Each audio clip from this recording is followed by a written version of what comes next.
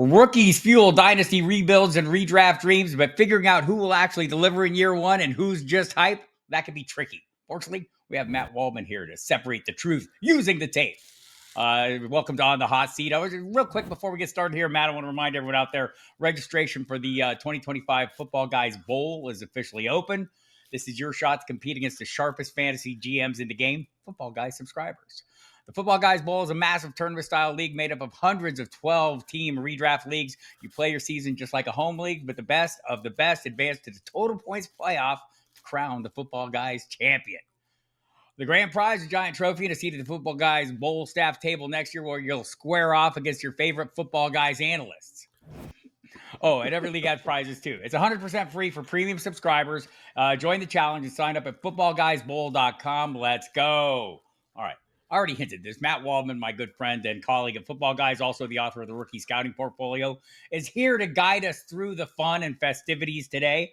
We're going to look at the 2024 rookie class from a fantasy perspective using the tiered rankings of Football Guys. You can find them there. Just go to the rankings page, go to the rookies, and it'll all be there. It is interesting. I mean, the top tier seems pretty obvious. Matt, we'll start there. Ashton Genty in Vegas, Ted Rowe and McMillan in Carolina, Travis Hunter in Jacksonville is a top tier guy. That might be interesting. And Omarion Hampton in LA. Which of these rookies have the cleanest path to year one volume in order? Oh, I think Ashton Genty's probably got the cleanest path, mainly because Raheem Mostert is older than we are in terms of running back ability.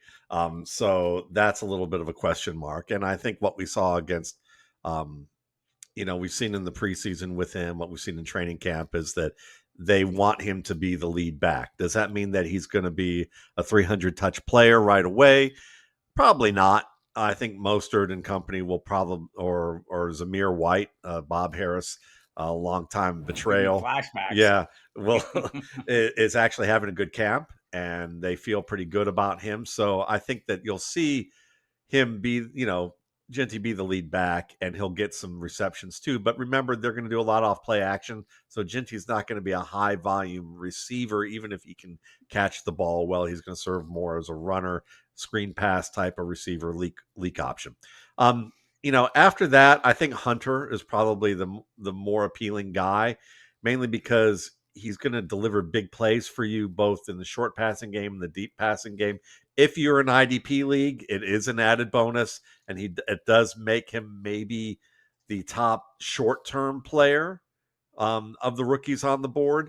But let's just remember something here, because I know that there's a lot of hope that he could be the first two-way player who can play on both sides of the ball for extensive volume and be what everybody in their fantasy GM hats have on, that he's the player of their dreams. And I know that the Jaguars are interested in letting him do this, and they're excited and talking about that. But I would say of all the organizations, the Jaguars are run by a lot of young people who are a little bit on the naive side. And they've been on the naive side, some of these not as young, but still young relative to a lot of the NFL owners, for about the past 15 years. And so I think what happens is that Hunter, for as long as he can stay healthy, will get to play both sides of the ball. Once he has a significant injury, whether it's a long-term one or even one that just takes several weeks to heal, he's going to get confronted with the choice by his coaches and staff that probably you're going to need to pick one longer term. So maybe he gets at best, I think he does this for 2 or 3 years. But yes, this year, give it a shot, After that, I will guess I'll say Tatara McMillan. I'm not enthused about his ability to get off the line of scrimmage. I know that there's a lot of people who are talking about it in positive terms, including some of his co-workers like Adam Thielen. A big booster. He's been a big booster of him. But I think that, Bryce Young's going to spread the ball around effectively. He will include McMillan in his plans. And I think they'll find a way to get McMillan open. But I think McMillan is kind of the Marvin Harrison Jr. of this class in terms of good player, but not quite there yet. Right. And some of those things are going to get exposed. And then I'm going to put Omarion Hampton in here. last, only because as much as we like Jim Harbaugh's system, they want to run the ball. Greg Roman loves to run it. Um, this is a two-back system, and Jim Harbaugh has been pretty adamant that Najee Harris is going to be just fine. And we like Harris's around here on this podcast and other Love them. podcasts. Yes. And the eye injury was something that from what I've learned through, family members who have about 100 years of experience with the human eyeball, working with it, and dealing with injuries. What I learned was that it's very likely, even though they haven't been public about the actual injury, that it's basically some damage likely to the anterior chamber of the eye, which is a very straightforward injury in terms of like healing time, as long as you don't get any ocular pressure really put on the eyeball, which usually comes when you're displaying vigorous exercise, especially weight bearing exercise. And so you don't really want to be carrying 2 tons of players on your back multiple times or getting hit in the head. And so they feel like that's like a 5 to 6 week injury of healing time, and that fits right in with the season getting ready to start. So I think that Hampton is a good young back, but the idea that he is on equal terms or near equal terms with Ashton Genty, I think in 3 years we're going to have a different opinion about that.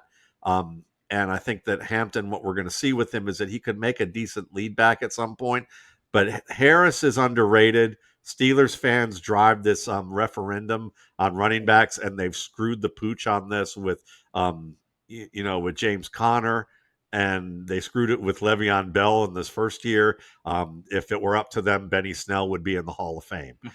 So I think that they're about to screw it with Caleb Johnson, which we'll talk about later. But Hampton to me is kind of one of those guys that he can. His burst is okay. It's not as good as people make it out to be. And he's learning a new system, but he's also learning how good NFL defenders are at disguising things, coaches are at disguising concepts, and how quick these defenders are in the box. Najee Harris knows all that. He just has to learn the system. Right. Yes. So I think it's going to be more of a split than people realize or want it to be. I think that's fair. In current ADP, Genty, then Hampton, then McMillan, then Hunter. I think if you're in an IDP league and you can park Travis Hunter at cornerback and get all the receiving points, that is like a superior move if that's how your league is structured. Not every league is going to be structured that way. Tier 2 on the Football Guys rankings, kind of the next wave of breakout candidates. Amika Buka been having a really great camp with Chris Godwin sidelined still, and maybe likely. Let's go with likely a candidate to open the season on puppies. Interesting. Travion Henderson drawing rave reviews. The reporting has been over the top. Colston Loveland, got to look at him in the game this weekend. He looked fantastic. Luther Burden III had his signs of had his moments as well. Tyler Warren, RJ Harvey, Caleb Johnson, who you mentioned above. Which player here is most likely to outproduce somebody from tier 1? Oh boy. I'm gonna go with, I think there's three or four Give me in this tier. Give me. Okay. Give me. Well, Egbuka right away, mainly because they're going to put him in that Puka Nakua type of role, and they're going to lean on that type of Puka Nakua-esque type of play until Godwin does finally return. So he get off to a hot start. Trevion Henderson, I mean, look, from the standpoint of him splitting time with Ramondre Stevenson, who I don't think is going away, you're Right. still going to get that Tony Pollard to Ezekiel Elliott kind of thing going on early on in their careers when Elliott was still a viable fantasy player as a running back 1. I think you're going to get that kind of thing out of these guys, maybe more to running back 2 level, because offensive line still has some things to prove. But he could be exciting on that tier. But then I'm going with the 2 Bears. Okay. I mean, for me, Colston Loveland, I think he's the best tight end in this class. And I think he's going to be probably a low end tight end 1 right now. And that's going to be better than some of the guys that you're trying to get into your lineup from tier 1. And then I'll end it with Luther Burden, just from the standpoint of, I know Olamide Zacchaeus, we talked about him earlier today on our profane show on Monday mornings, that he's likely he may not start the season as a starter, but he will finish the season probably as their production leader in the passing game, because he can really do it all. He's great in the open field. He's good in traffic. He can run better routes than people realize. Some people who called him a gadget player, and he's a good deep threat too. And I think it's going to be a logjam of three quality like wide receiver threes in Chicago, and it's going to kind of vary depending on how defenses are trying to stop them. But I think at the end of the season, we're going to see Luther Burden be the guy that suddenly is really, oh my goodness, how did they get him in the second round Yeah, and added him to you, the mix? you can correct me if I'm wrong, but I think you've likened his eventual role there to be that of the Amon-Ra St. Brown role in Detroit. Like, not everything translates exactly over, Yeah. but Ben Johnson going to Chicago, it makes sense. Tyler Warren's looked fantastic, Matt, to me as a dynasty prospect. Is that give you, like, are we looking at a potential long-term tight end one for dynasty investors? I think it's very possible, especially if he succeeds in the red area. That's really what's going to put it over the top for them. My big question marks really for him is how good of a blocker is he, and does that going to change how they use him on the field? And is he nifty enough to run timing routes once they figure out their quarterback situation? And that's kind of the big thing right now is the quarterback situation. But long term, I think they know they're going to figure out how to use him. And he's probably in that, there's guys like Kelsey and Kittle and Bowers who can run timing routes against cornerbacks. And then there's these guys like Njoku and Hawkinson who maybe don't win against corners, but can beat some safeties, and they're very good when they get the ball in their hands while they're on the move. And I'd Yeah. say that's the department where Tyler Warren might be able to work it out. Yeah, I kind of like both these tight ends. I'm with you on Loveland though, and we should all remember that Ben Johnson is the one who started this whole rookies working fantasy thing with Sam Laporta a couple of years ago, and it's carried over since. But I think people have figured this out. R.J. Harvey and Caleb Johnson. The recent reporting out of Pittsburgh is that Kenny Gainwell is ahead of Caleb Johnson right now, and Jalen Warren's ahead of both of them. I don't know that that's a permanent condition for any of those guys, but it is a concern at this point. R.J. Harvey, the addition of J.K. Dobbins has to be of some concern since it came after OTAs and minicamp after they had a chance to see maybe what some of the strengths and weaknesses were of the rookie running back. So we'll see how that plays out. I know R.C. Salami has contended all along that it's going to be J.K. Dobbins is the 1A to Harvey's 1B. That doesn't preclude either of them from being fantasy relevant. As we know, Sean Payton often has two running backs who do really well in his offenses for our fantasy purposes. Tier 3, Matt. Deeper cuts: Matthew Golden, Quinshon Judkins, Jaden Higgins, Mason Taylor, Trey Harris, Cam Scadaboo, Jack Batch. Which of those names will we be talking about in November? I don't think it's going to be Trey Harris or Jack Batch. I We think love the Harrises here, though. I know maybe long term, but he's got to develop some nuance off the line of scrimmage. I do think Quinshon Judkins you're going to be talking about, mainly because the Browns' offensive line, yeah, as bad as they were last year, let's remember that they're healthier this year. I think Joe Flacco is going to be the steadying influence on that team, and he was just named starter per Bob Harris talking about that through some people he's pays attention to.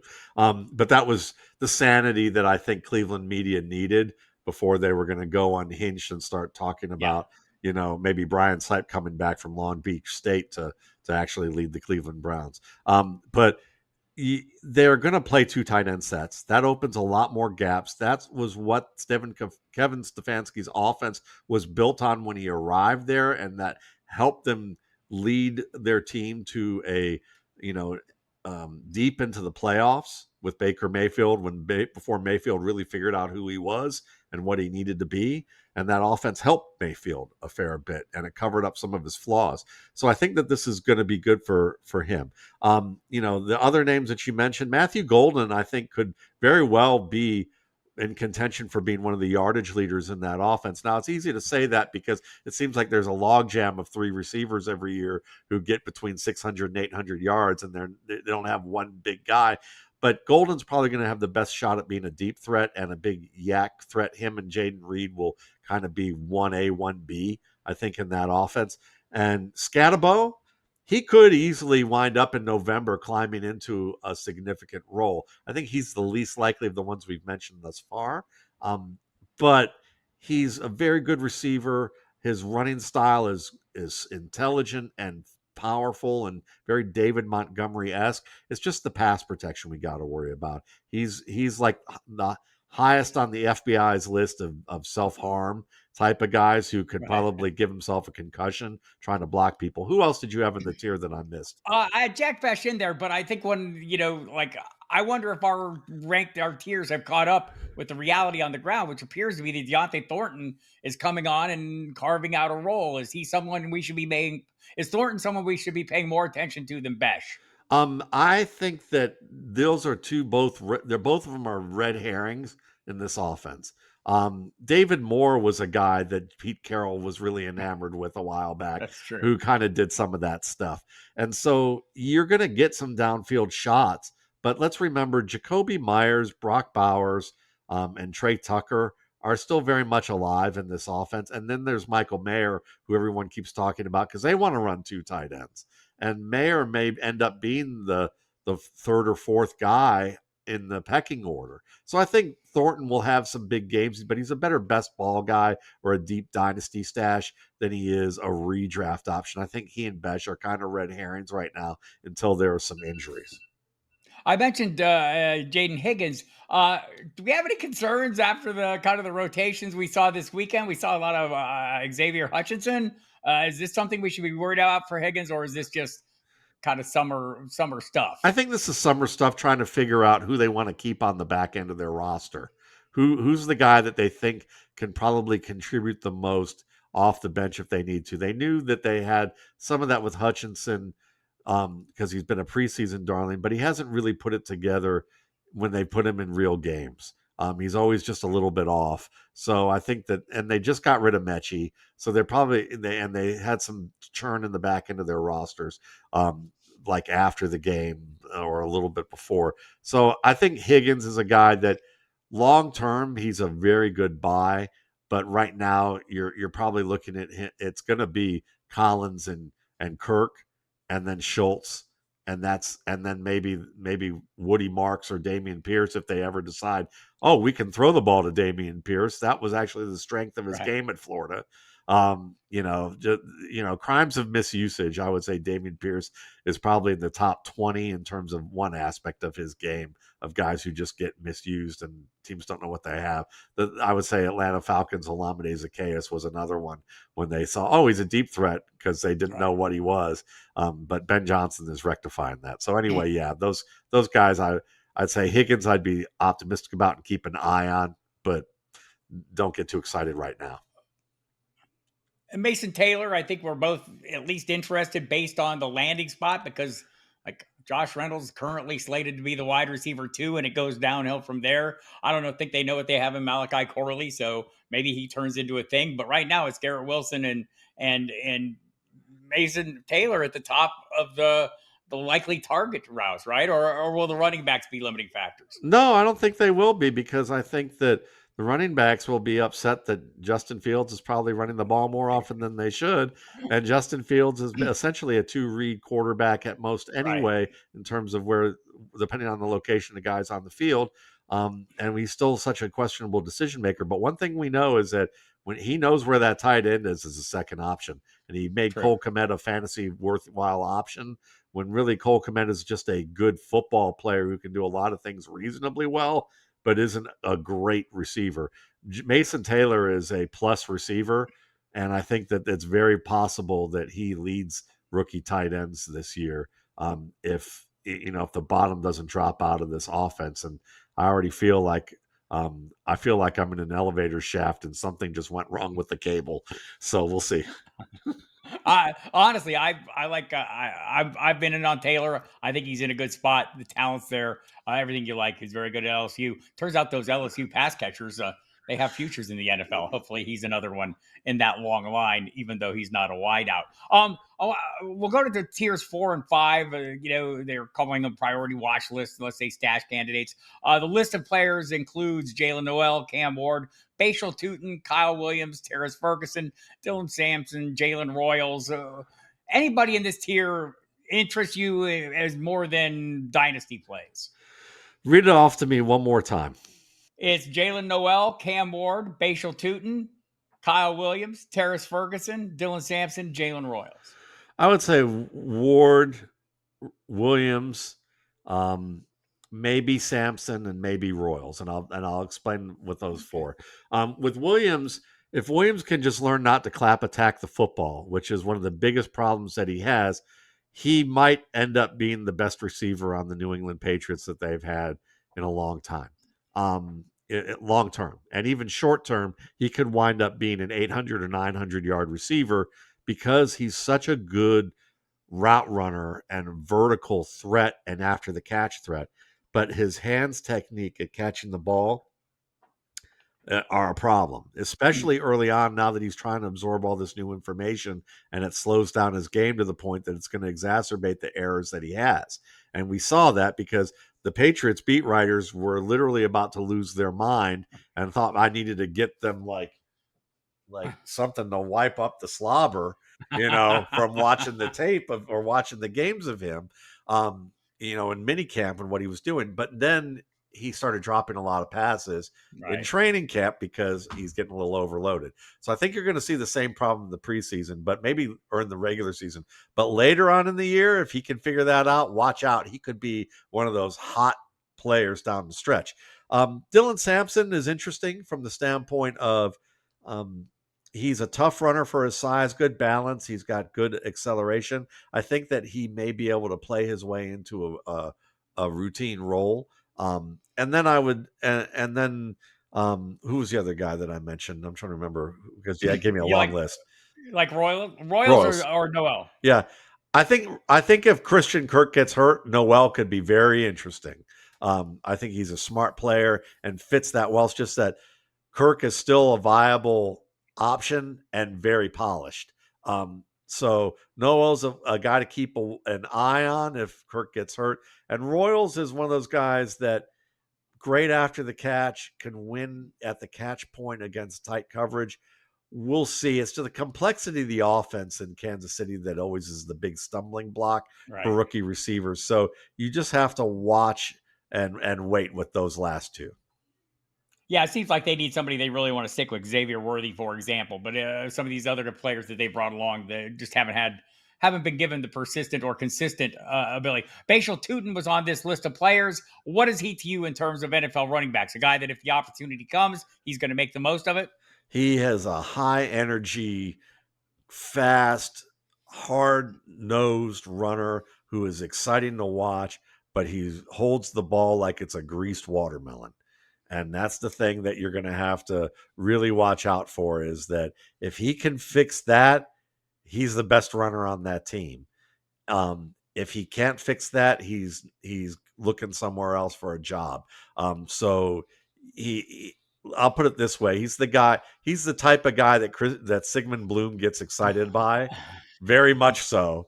That I kind of have to offer him the towel to wipe the perspiration off from that. Just like with me, when you put a 3 after the 4 in the 40 time, all my lights go off, and I'm super excited. So I think the athleticism stands off the charts.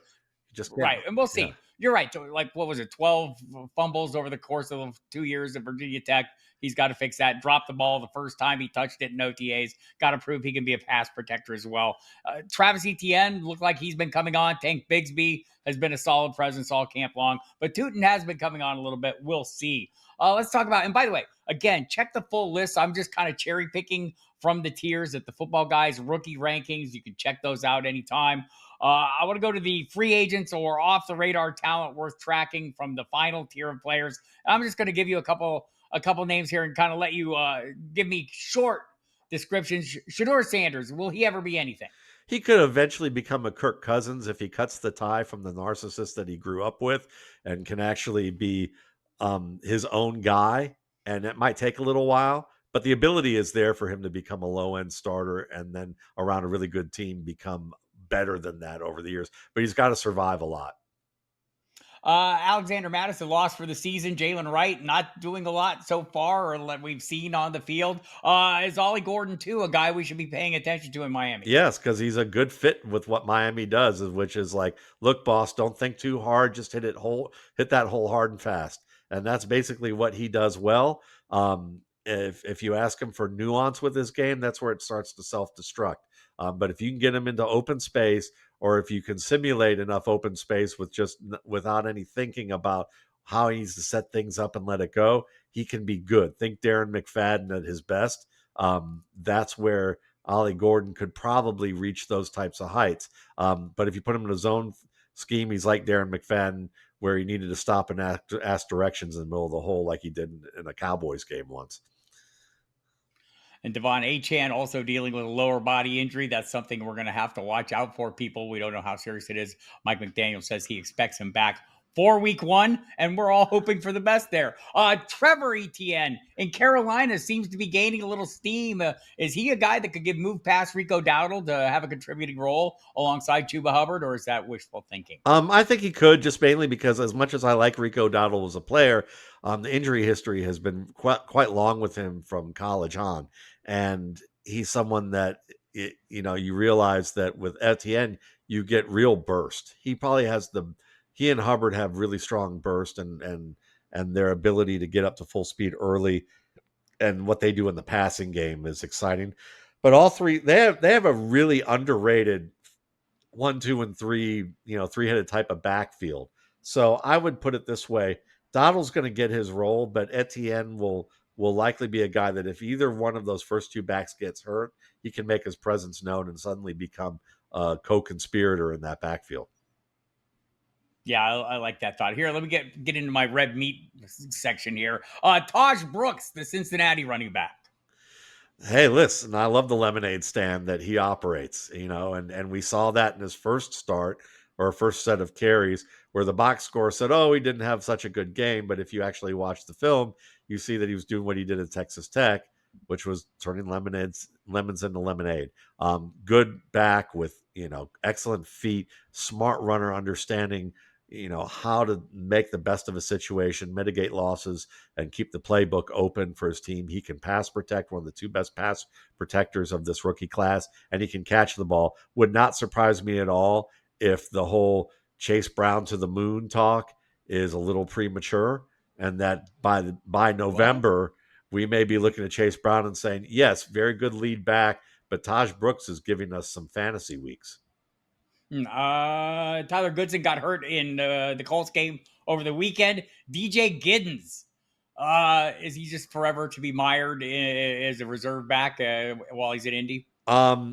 Yes, I think if Jonathan Taylor stays healthy, of course he is. He is. Listen, he is. DJ Giddens would not only need to have the duct tape taped to his light switch in the on position, but they would also need to get an electrician into the house and supercharge the electrical system for even remotely be Jonathan Taylor. Now he could be a decent starter in his own right one day, but the effort's going to have to be consistent and precise and understand the details well, because there's moments he looks great and the highlight watchers see the highlights and they only see that. But I'll just say with the quarterback fraternity weighing in on Anthony Richardson's blind side, there were some guys who actually coach quarterbacks, not just played it in one or two systems in the NFL, who would tell you that you don't leave a defensive end hot like that. And, it was rookie DJ Giddens who was doing that with Anthony Richardson, supposedly throwing to the left side where you have a safety who's 12 yards off. That is where you would throw the ball. So there, I know that everybody loves Kurt Warner and some people like Dan Orlovsky and there's a lot of other guys who were in that lockstep in the fraternity, but they all haze each other and initiate each other. And they've all done it one way at the post office when UPS and Federal Express and even DHL have gotten in the act, and Amazon too, and have done it different ways successfully, maybe even more successfully. How do we rank the shippers? No, I'm going to throw out one more here before we wrap this thing up. One that's come on just in recent weeks.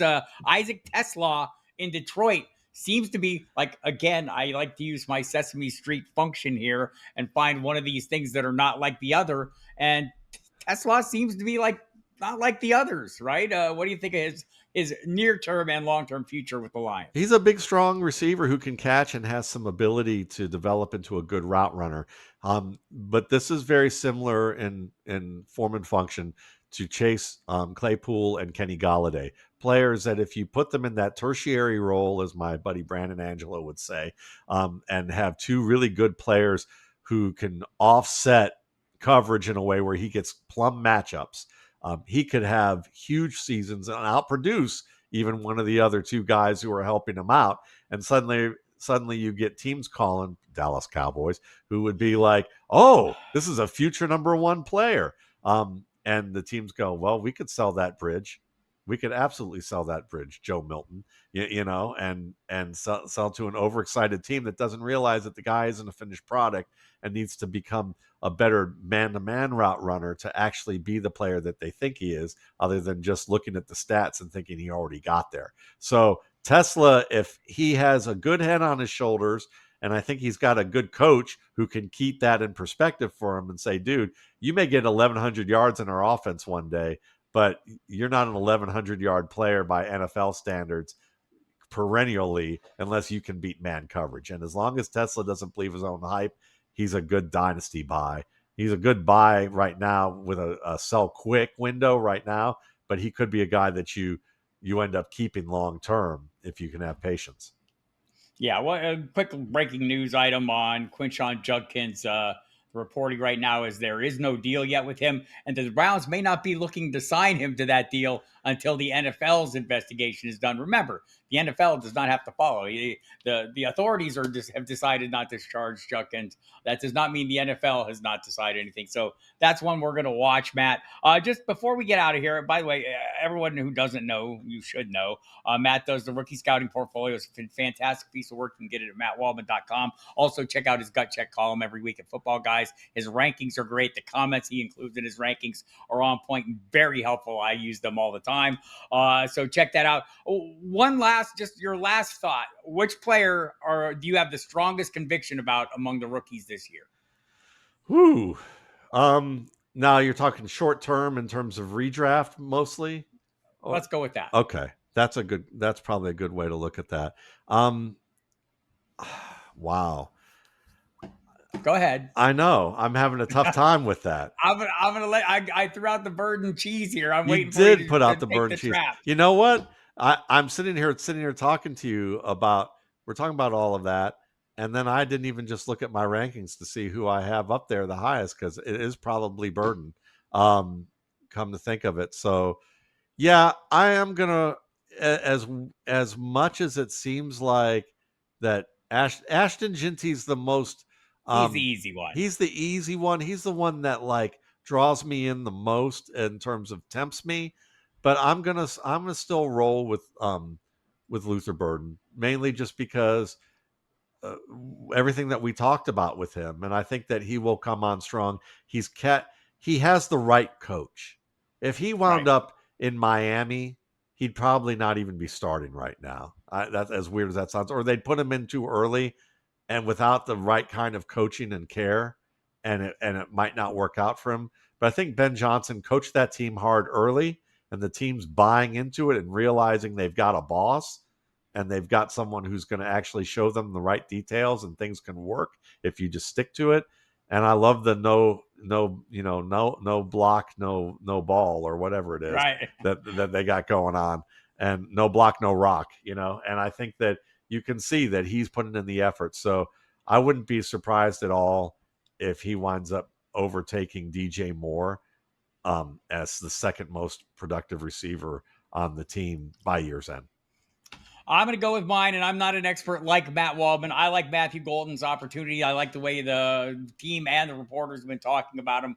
The assistant coach, special teams coach, calling him Bullet Bob, after Bullet Bob Hayes, who I'm old enough to remember, and I'm sure Matt is as well. So but I think the opportunity, I think it's just a spot where there's a lot of players who we've had high expectations for. None of them have risen up and locked down consistent roles. Maybe Golden could do that at least until Christian Watson's back. So I have hopes for him in the short term. That's it. I have hopes for all of you in the short term. I'll be back next week with another episode of On the Hot Seat. In the meantime, Football Guys daily email update is up and running. Sign up for free. Get the biggest stories in football summarized, explained, and delivered straight to your inbox every single day. Get it at footballguys.com and find me and Matt there as well, too. Have a great day.